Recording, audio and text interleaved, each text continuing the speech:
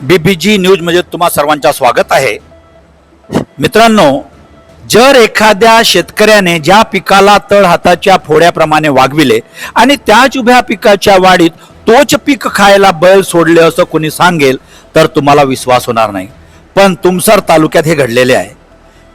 बाजारात टमाटरला योग्य दर मिळत नसल्याने शेतकऱ्याच्या अडचणी दिवसेंदिवस वाढत आहेत। याच पार्श्वभूमीवर तामसवाडी येथील शेतकऱ्याने उभ्या टमाटरच्या पिकातच बैल सोडल्याची धक्कादायक घटना समोर आलेली आहे।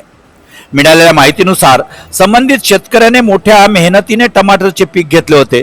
खत, औषधे, मजुरी यावर मोठा खर्च करूनही बाजारात टमाटरला आता अत्यंत कमी दर मिळत असल्याने तोडणीचा खर्चही निघत नसल्याची परिस्थिती निर्माण झाली आहे।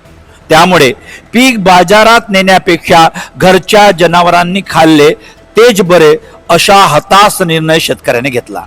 शेतकऱ्यांसाठी टमाटरचे पीक हे तळहाताच्या फोड्याप्रमाणे जपलेले असते, मात्र अशा पिकातच बैल सोडण्याची वेळ येणे ही अत्यंत वेदनादायी बाब आहे।